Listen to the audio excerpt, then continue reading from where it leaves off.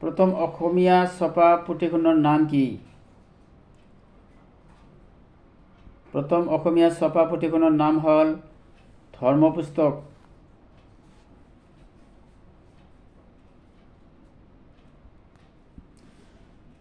অসমীয়া ভাষা সাহিত্যৰ জনক কোন? অসমীয়া ভাষা সাহিত্যৰ জনক হৈছে শ্ৰীমন্ত শংকৰদেৱ। অসমীয়া ভাষা সাহিত্যৰ জনক শংকৰদেৱৰ প্ৰথম সাহিত্য কবিতাটো কি? ইয়াৰ শুদ্ধ এনচাৰটো হ'ল হৰিশ্চন্দ্ৰ উপাখ্যান।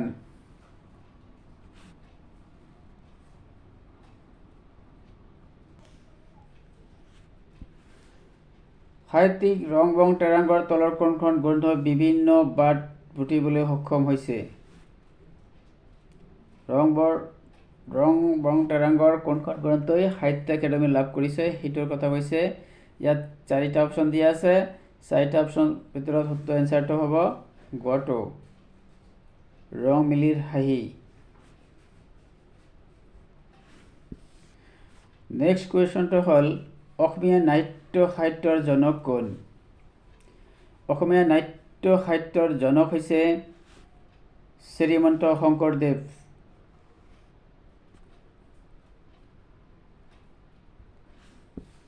নেক্সট কুৱেশ্যনটো হ'ল ডক্টৰ নগেন শইকীয়াই কোনখন গ্ৰন্থৰ বাবে 1997 চনত সাহিত্যিক একাডেমি লাভ কৰিছিল? ইয়াৰ শুদ্ধ এনচাৰটো হ'ল আন্ধাৰত নিজৰ মুখ।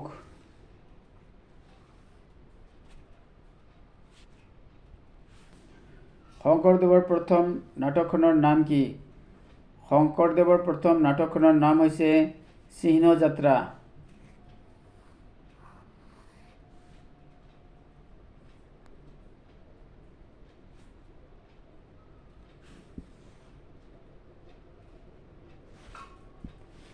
তলৰ কোনখন গ্ৰন্থ ডক্টৰ নগেন শইকীয়াদেৱৰ ৰচিত উপন্যাস?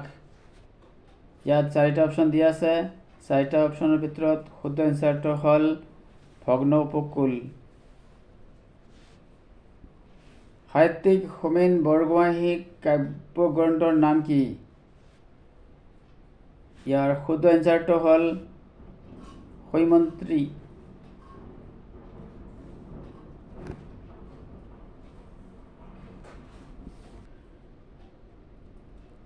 কাল বলুকাত খোজ গ্ৰন্থখন কাৰ? ইয়াৰ শুদ্ধ এনচাৰটো হ'ব লক্ষ্মীনন্দন বৰাৰ।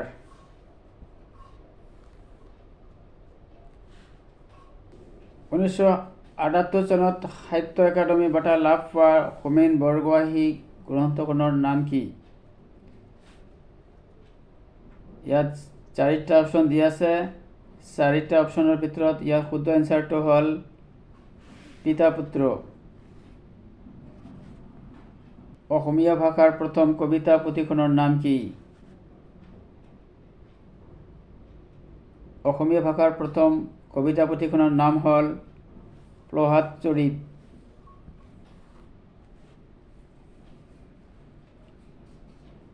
কাক অসমীয়া ব্যাস কবি বুলি কোৱা হয়? ব্যাস কবি বুলি ৰাম সৰস্বতীক কোৱা হয়। ৰাম সৰস্বতী।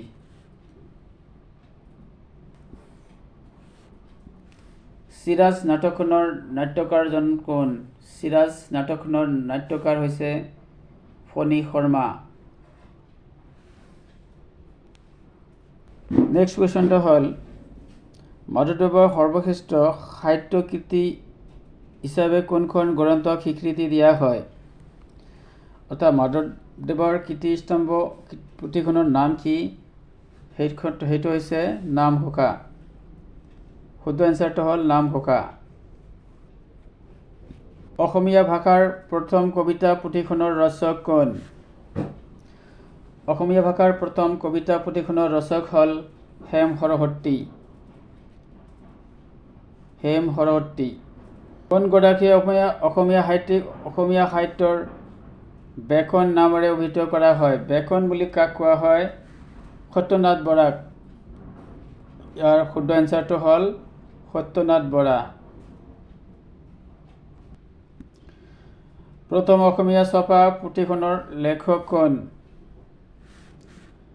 প্ৰথম অসমীয়া ছপা পুথিখনৰ লেখক হ'ল আত্মাৰাম শৰ্মা।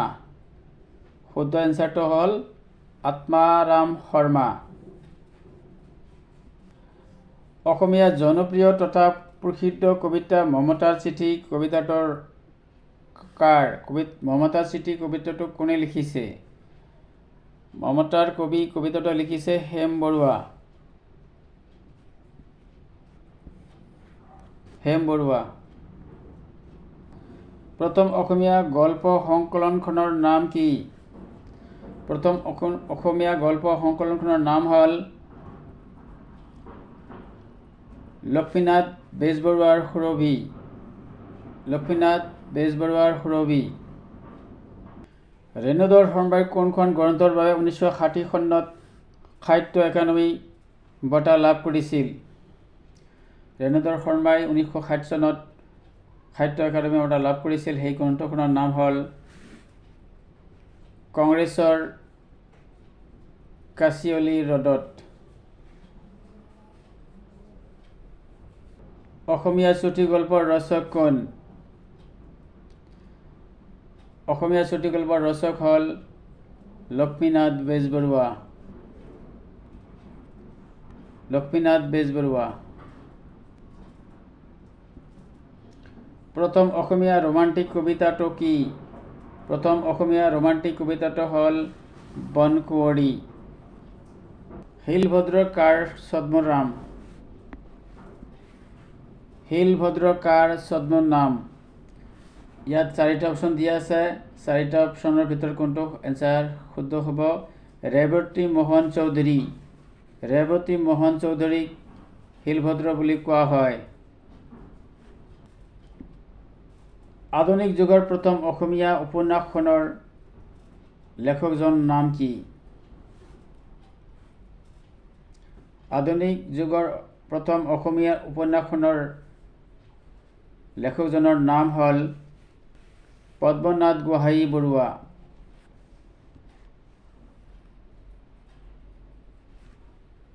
নেক্সট কুৱেশ্যনটো হ'ল প্ৰথম সাহিত্য সভাৰ আৰম্ভণি গীত চিৰ চেনেহী মোৰ ভাষা জননী কবিতাটোৰ ৰচক কোন? চিৰ চেনেহী মোৰ ভাষা জননী কবিতাটোৰ ৰচক হ'ল Mitradev Mahanta. Mitradev Mahanta.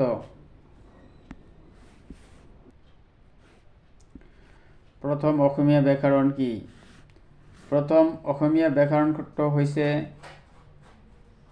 Grammar of Assamese language. মনত ৰাখিব, প্ৰথম অসমীয়া ব্যাকৰণটো হৈছে গ্ৰামাৰ অফ এছামিজ লেংগুৱেজেছ। আধুনিক যুগৰ প্ৰথম অসমীয়া উপন্যাসখনৰ নাম কি? আধুনিক যুগৰ প্ৰথম অসমীয়া উপন্যাসখনৰ নাম হৈছে ভানুমতী।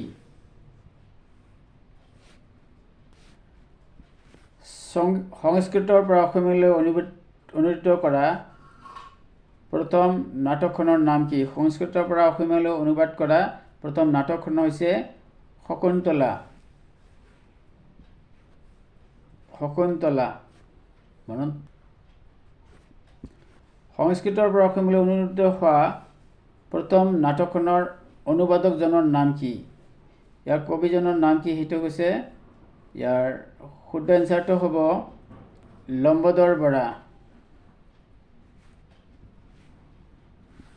আচফুল নামৰ গ্ৰন্থখনৰ লেখকগৰাকীৰ নাম কি? আচফুল নামৰ গ্ৰন্থখনৰ লেখকগৰাকী হৈছে হেম বৰুৱা। বিদ্যাৰ্থীসকল, আজিৰ এই ভিডিঅ'টোৰ দ্বাৰা যদি তোমালোকে উপকৃত হয় তেনেহ'লে মোৰ এই চেনেলটো ছাবস্ক্ৰাইব কৰিব। অসমীয়া সাহিত্যৰ প্ৰথম বুৰঞ্জীখনৰ প্ৰণেতাগৰাকী কোন? বুৰঞ্জীৰ প্ৰণেতাগৰাকী হৈছে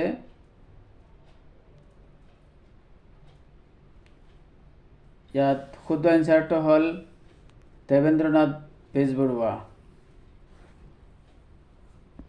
ভানুমতী উপন্যাসখনৰ ঔপন্যাসিকগৰাকী কোন? ভানুমতী উপন্যাসখনৰ কোনে লিখিছিল এইটোৰ কথা কৈছে। ইয়াত শুদ্ধ এনচাৰটো হ'ল পদ্মনাথ গোহাঁই বৰুৱা। প্ৰথম অসমীয়া ভ্ৰমণ কাহিনীৰ নাম কি? প্ৰথম অসমীয়া ভ্ৰমণ কাহিনীখনৰ নাম হৈছে বিলাতৰ চিঠি।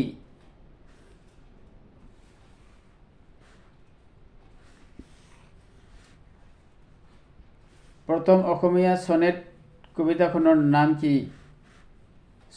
প্ৰথম সনেট কবিতাটো হৈছে মালচ। অসমীয়া ল'ৰাৰ মিত্ৰ নামৰ গ্ৰন্থখনৰ লেখকগৰাকী কোন? অসমীয়া ল'ৰাৰ মিত্ৰ নামৰ গ্ৰন্থখনৰ লেখকগৰাকী হৈছে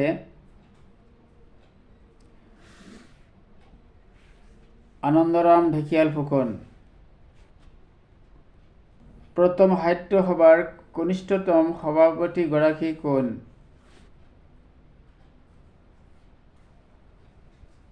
অসম সাহিত্য সভাৰ কনিষ্ঠতম সভাপতিগৰাকী হৈছে কৃষ্ণকান্ত সন্দিকৈ।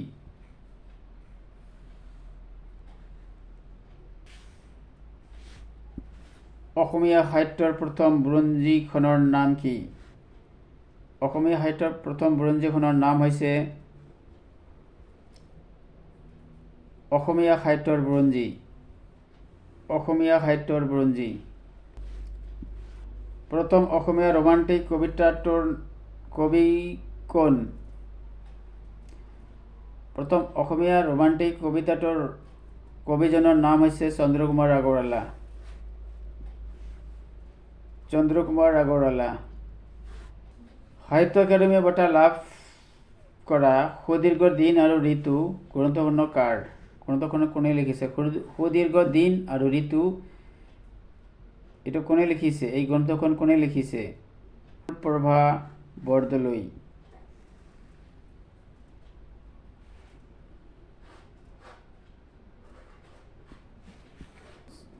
শ্ৰীমন্ত শংকৰদেৱৰ বিৰচিত কীৰ্তনঘোষা গ্ৰন্থখন সৰ্বপ্ৰথম কোনগৰাকী ব্যক্তিয়ে ছপা কৰি উলিয়াইছিল? ইয়াৰ শুদ্ধ এনচাৰটো হ'ল হৰিবিলাস আগৰৱালা। হৰিবিলাস আগৰৱালাই শংকৰদেৱৰ এই কীৰ্তনঘোষা গ্ৰন্থখন ছপা কৰি উলিয়াইছিল। নেক্সট কুৱেশ্যনটো হ'ল কোনগৰাকী অসমীয়া লোকপ্ৰিয় নামেৰে খ্যাত? লোকপ্ৰিয় নামেৰে খ্যাত বা লোকপ্ৰিয় বুলি কোৱা হয় অসমৰ কোনজন কবি? গোপীনাথ বৰদলৈক লোকপ্ৰিয় কবি হিচাপে জনাজাত, গতিকে ইয়াত এনচাৰটো হ'ল খ গোপীনাথ বৰদলৈ।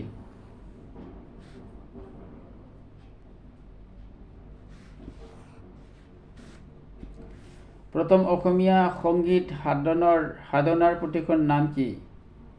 প্ৰথম অসমীয়া সংগীত সাধনাৰ পুথিখনৰ নাম হৈছে সংগীত কোষ।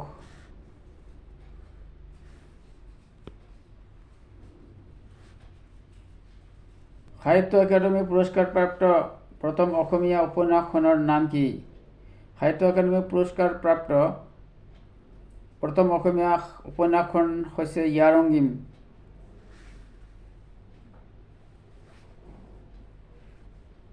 ইয়াৰ অঙ্গীম।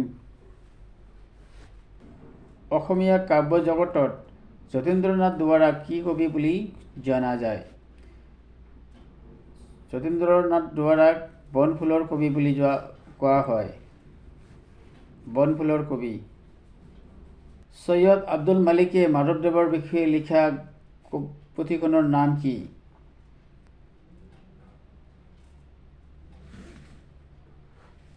সৈয়দ আব্দুল মালিকে মাধৱদেৱৰ বিষয়ে লিখা পুথিখনৰ নাম হ'ল প্ৰেম অমৃতৰ নদী। 2009 চনৰ সংগীত নাটক একাডেমি বঁটা লাভ কৰা অসমীয়া ব্যক্তিজন কোন? মইনুল হক।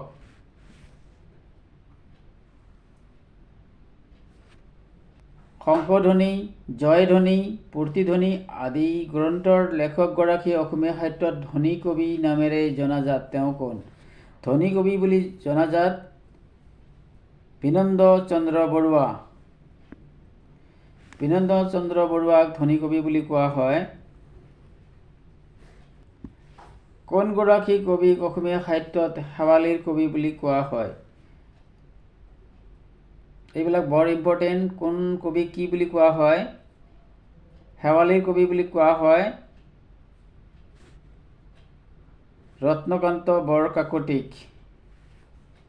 ৰত্নকান্ত বৰকাকতিক শেৱালিৰ কবি বুলি কোৱা হয়। সাহিত্য ৰত্ন উপাধিৰে বিভূষিত অসমীয়া সাহিত্যিকজন কোন? সাহিত্য ৰত্ন বুলি কোন কবিক কোৱা হয়? চন্দ্ৰধৰ বৰুৱাক। মনত ৰাখিব, চন্দ্ৰধৰ বৰুৱাক। চন্দ্ৰধৰ বৰুৱাক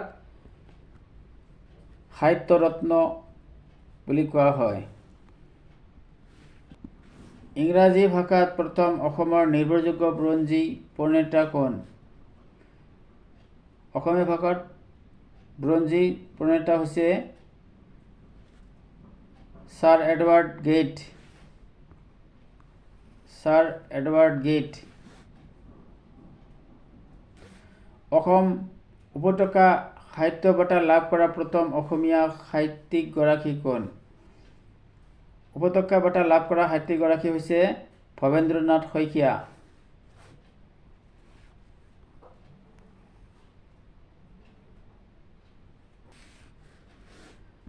প্ৰতিমাৰ খনিকৰ বুলি কোনজন কবিক কোৱা হয়? প্ৰতিমাৰ খনি বুলি কোৱা হয় চন্দ্ৰকুমাৰ আগৰৱালাক। চন্দ্ৰকুমাৰ আগৰৱালাক প্ৰতিমাৰ খনিকাৰ বুলি কোৱা হয়।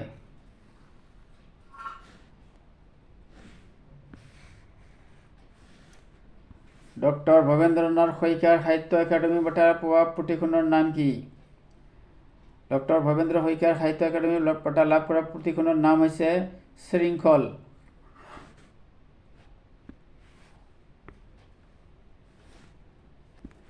প্ৰথম অসমীয়া অনাতাঁৰ নাটকখনৰ নাম কি? প্ৰথম অনাতাঁৰ নাটকখনৰ নাম হৈছে বিন বৰাগী। প্ৰথম সাহিত্য সভাই প্ৰকাশ কৰা অভিধানখনৰ নাম কি? অসম সাহিত্য সভাই প্ৰকাশ কৰা অভিধানখনৰ নাম হৈছে, ডিকশ্যনাৰীখনৰ নাম হৈছে চন্দ্ৰকান্ত অভিধান। চন্দ্ৰকান্ত অভিধান। নট সূৰ্য নামেৰে খ্যাত অসমীয়া ব্যক্তিগৰাকী কোন? নট সূৰ্য বুলি কোন কবিক কোৱা হয়? ফণী শৰ্মাক। কাক কোৱা হয়? ফণী শৰ্মাক নট সূৰ্য বুলি কোৱা হয়। 2009 বৰ্ষৰ সাহিত্য একাডেমী বঁটা লাভ কৰা বড়ো ভাষাৰ সাহিত্যিকজন কোন? বড়ো ভাষাৰ সাহিত্যিকজন হৈছে মনোৰঞ্জন লাহাৰী।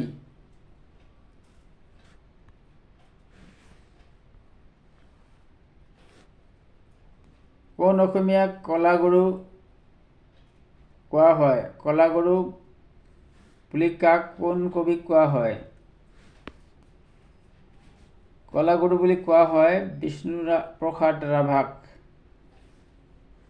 বিষ্ণুপ্ৰসাদ ৰাভাক কলাগুৰু বুলি কোৱা হয়। বিষ্ণুপ্ৰসাদ ৰাভা, মনত ৰাখিব। সাহিত্য একাডেমী পুৰস্কাৰ প্ৰাপ্ত প্ৰথম অসমীয়া পুথিখনৰ নাম কি? প্ৰথম অসমীয়া পুথিখনৰ নাম হৈছে, যিখন সাহিত্য একাডেমী বঁটা লাভ কৰিছিল, সেইটো হৈছে বনফুল।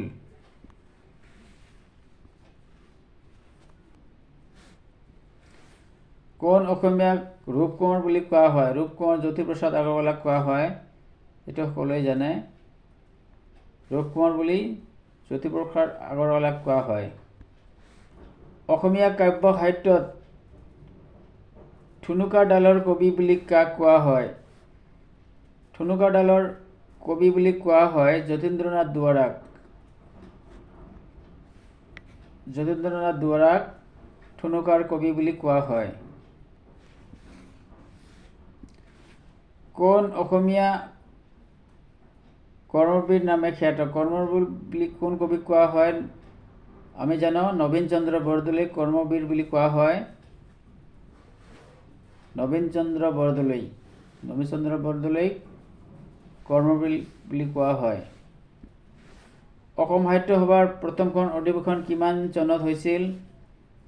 অসম সাহিত্য সভাৰ প্ৰথমখন অধিৱেশন হৈছিল 1917 চনত।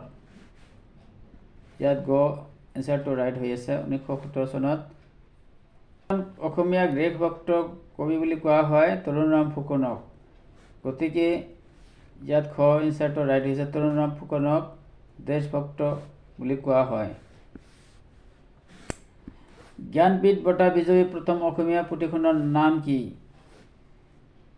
ইয়াত শুদ্ধ এনচাৰটো হ'ল মৃত্যুঞ্জয়। মৃত্যুঞ্জয়ক জ্ঞানপীঠ বঁটা বিজয়ী প্ৰথম অসমীয়া পুথি বুলি কোৱা হয়। অসমীয়া সাহিত্যৰ উপন্যাস সম্ৰাট বুলি জনা যায়। অসমীয়া সাহিত্যৰ সম্ৰাট বুলি কোৱা হয় কাক? ৰজনীকান্ত বৰদলৈক অসমীয়া সাহিত্যৰ সম্ৰাট বুলি কোৱা হয়।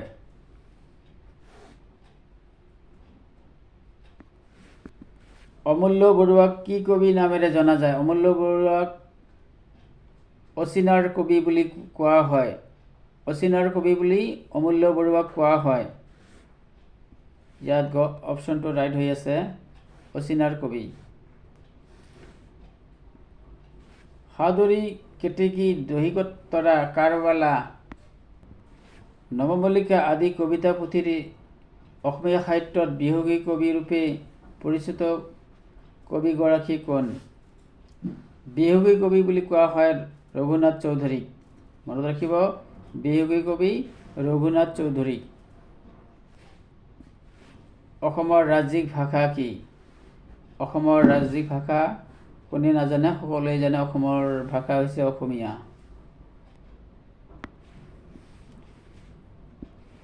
জ্ঞানপীঠ বঁটা বিজয়ী প্ৰথম অসমীয়া সাহিত্যিকগৰাকীৰ নাম কি?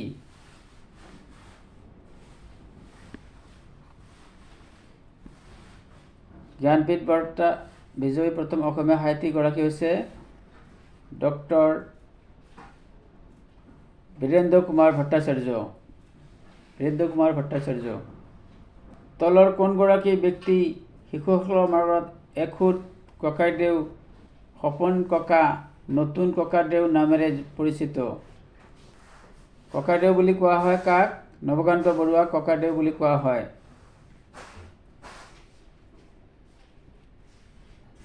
নৱকান্ত বৰুৱা ককাদেউ বুলি কোৱা হয়। জ্ঞানপীঠ বঁটা বিজয়ী দ্বিতীয়গৰাকী অসমীয়া ব্যক্তিৰ নাম কি? দ্বিতীয়গৰাকী অসমীয়া ব্যক্তি হৈছে মামণি ৰয়ছম গোস্বামী। অসমীয়া ব্যাকৰণক আধুনিক ৰূপ দিওঁতা প্ৰথম ব্যক্তিজন কোন? অসমীয়া ব্যাকৰণক আধুনিক ৰূপ দিওঁতা প্ৰথম ব্যক্তিজন হৈছে হেমচন্দ্ৰ বৰুৱা। হেমচন্দ্ৰ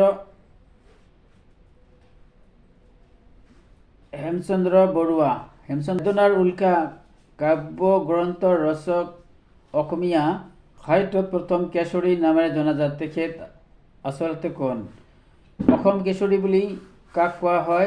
অসম কেশৰী বুলি অম্বিকাগিৰি ৰায়চৌধুৰীক কোৱা হয়।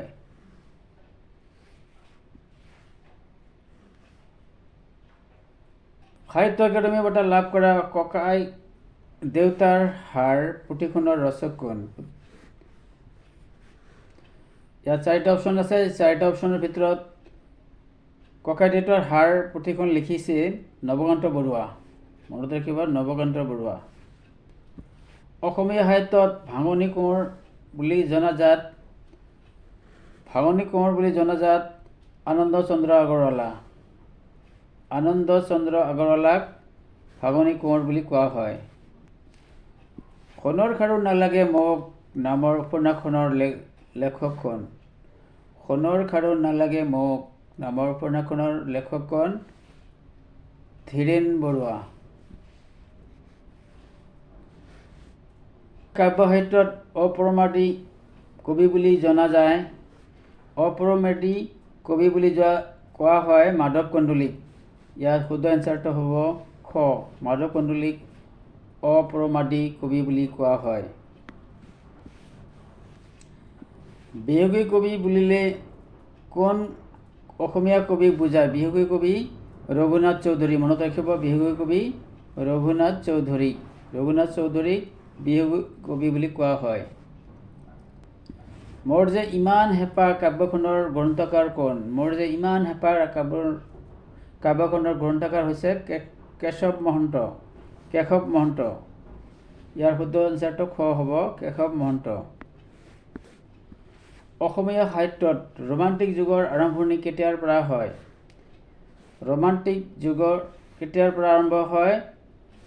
ইয়াৰ শুদ্ধ এনচাৰটো হ'ব জোনাকী কাকত ওলোৱাৰ পিছৰ পৰাই ৰোমান্টিক যুগৰ কবি আৰম্ভ হয় বুলি কোৱা হয়।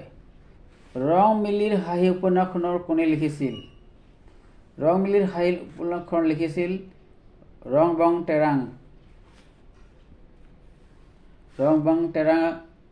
ৰং মিলিৰ হাঁহি উপন্যাস লিখিছিল। প্ৰথম অসমীয়া ছনেট কবিতাখনৰ ৰচক কোন? প্ৰথম অসমীয়া ছনেট কবিতা ৰচক হৈছে হিতেশ্বৰ বৰবৰুৱা। ইয়াৰ শুদ্ধ এনচাৰটো হ'ব ঘটো, হিতেশ্বৰ বৰবৰুৱা। লাষ্ট কুৱেশ্যনটো হ'ল সাহিত্য একাডেমীৰ পুৰস্কাৰ লাভ কৰা প্ৰথম অসমীয়া গল্প সংকলনখন কি? ইয়াৰ শুদ্ধ এনচাৰটো হ'ল গোলাম। মনত ৰাখিব, গোলাম হৈছে সাহিত্য একাডেমীৰ পুৰস্কাৰ লাভ কৰা প্ৰথম অসমীয়া গল্প সংকলন। প্ৰিয় শিক্ষাৰ্থীসকল, আজিৰ এই ভিডিঅ'টোৰ দ্বাৰা উপকৃত হ'লে মোৰ এই চেনেলটো ছাবস্ক্ৰাইব কৰিব আৰু তোমাৰ বন্ধু বান্ধৱীসকলক এনেকুৱা ভিডিঅ'বিলাক শ্বেয়াৰ কৰিব যাতে তেওঁলোকে তোমাৰ এই ভিডিঅ'ৰ পৰা উপকৃত হ'ব পাৰে।